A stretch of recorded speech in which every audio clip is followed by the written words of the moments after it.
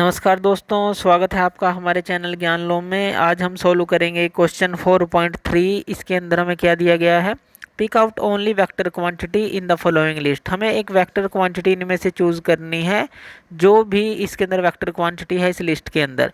तो सबसे पहले बात कर लेते हैं टेम्परेचर की। अब टेम्परेचर हमारा स्केलर होता है या वेक्टर। देखिए टेम्परेचर जो है ये एक वैल्यू होती है, जैसे 10 डिग्री सेल्सियस, 20 डिग्री सेल्सियस या फ़ारेनहाइट जो भी आप लेते हैं।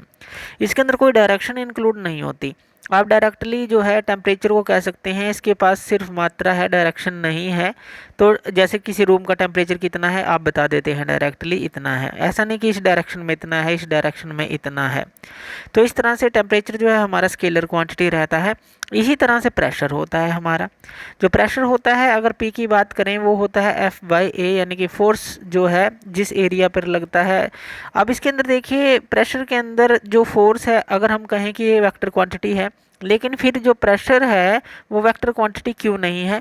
अब इसमें देखिए एक और कंसेप्ट आता है, फोर्स बाय एरिया है, यानी कि दोनों ही जो वेक्टर क्वांटिटी हैं अगर उनको डिवाइड करें तो ये स्केलर होगा। तो ये बिल्कुल मिसकंसेप्ट है, ये नॉन डिफाइन हो जाएगा अगर आप इन दोनों को डिवाइड करेंगे वेक्टर वेक्टर को।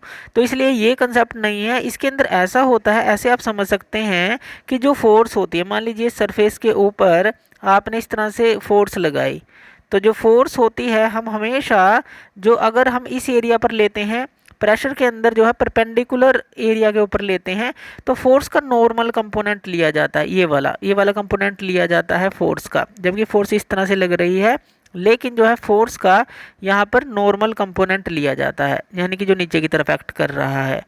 तो इसीलिए जो है आप कह सकते हैं इसके प्रेशर के पास कोई एक स्पेसिफिक डायरेक्शन नहीं है, और फोर्स का भी हम एक नॉर्मल कंपोनेंट लेते हैं अगर बात करें इस फॉर्मूले के अंदर।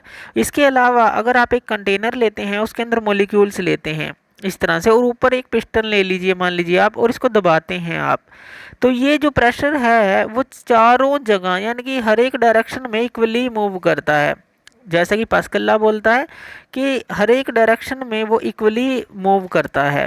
तो इस तरह से इसके पास कोई स्पेसिफिक डायरेक्शन नहीं कह सकते। हाँ, यहाँ से अप्लाई किया आपने वो परपेंडिकुलर जो है आप उसकी डायरेक्शन ले सकते हैं प्रेशर की, यानी कि फोर्स का नॉर्मल कंपोनेंट हो गया, और एरिया यानी कि जिसके परपेंडिकुलर लग रहा है। तो प्रेशर के पास कोई स्पेसिफिक डायरेक्शन नहीं होती, तो इसलिए प्रेशर भी हम स्केलर में ही लेते हैं। अब आ गई इम्पल्स की बारी। अब देखिए वेक्टर क्वांटिटी के अंदर हमारे पास मैग्नीट्यूड और डायरेक्शन दोनों होने चाहिए, और जो इम्पल्स के पास हैं हमारे, क्योंकि इम्पल्स क्या होता है, फोर्स इनटू टाइम। अगर यहाँ पर हम देखें फोर्स जो है एक वेक्टर क्वांटिटी है, क्योंकि फोर्स के पास डायरेक्शन भी है और मैग्नीट्यूड भी है। टाइम की एक हमारी स्केलर क्वांटिटी होती है। तो वेक्टर इनटू स्केलर अगर हम देखें, जो इम्पल्स जो है इन दोनों का प्रोडक्ट है, तो ये एक वेक्टर क्वांटिटी होगी। यहीं से क्लियर हो जाता है हमें। तो इम्पल्स जो है हमारी यहाँ पे वेक्टर क्वांटिटी है, तो इम्पल्स वेक्टर क्वांटिटी होगी। टाइम जैसा कि हमने कहा ये स्केलर क्वांटिटी है कि कितना टाइम है, उसकी कोई स्पेसिफाइड डायरेक्शन नहीं है। पावर, अब पावर क्या होता है हमारे पास, पावर वर्क डन बाय, जो हमारा जितने टाइम में कोई काम कर सकते हैं, W/T लिख लीजिए अभी इसको। अब जो देखिए वर्क जो है हमारा वो स्केलर है, टाइम जो है वो भी स्केलर है। अब जो पावर है तो वेक्टर होने का तो यहाँ सवाल है ही नहीं, क्योंकि इसके अंदर तो कुछ भी एक तरह की वेक्टर क्वांटिटी है ही नहीं कोई। तो ये स्केलर ही रहता है हमारा जो पावर है, इसकी कोई डायरेक्शन नहीं है।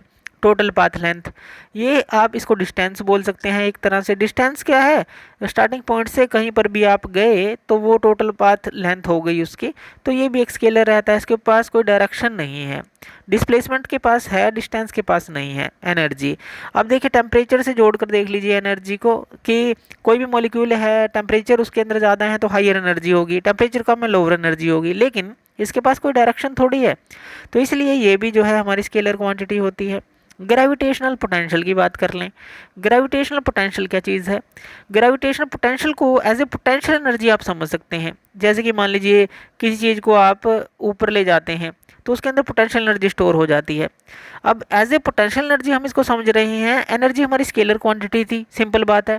ग्रेविटेशनल पोटेंशियल भी इसी तरह की है कि जो पोटेंशियल एनर्जी है एक तरह की, उससे आप इसको समझ रहे हैं। तो एनर्जी जो भी है वो हमारी स्केलर ही है, तो ग्रेविटेशनल पोटेंशियल भी स्केलर ही होगा हमारा। तो डायरेक्टली यही समझ लीजिए फिलहाल।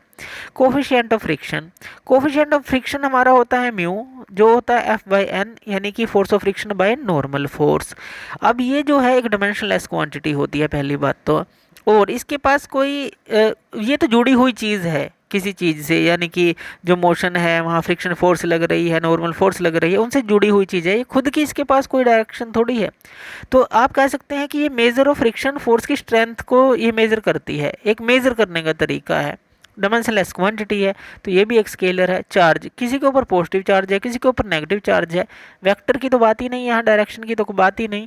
तो यहाँ पर ये भी हमारी स्केलर हो गई, यानी कि वेक्टर क्वांटिटी हो गई यहाँ पे हमारी इम्पल्स। तो इस तरह से आप जो है इसके अंदर से एक क्वांटिटी को चूज कर सकते हैं जो कि है हमारी इम्पल्स। तो थैंक यू वीडियो देखने के लिए, और इसी तरह की वीडियोस के लिए आप हमारे चैनल ज्ञान लो पे हमें सब्सक्राइब कर सकते हैं। धन्यवाद।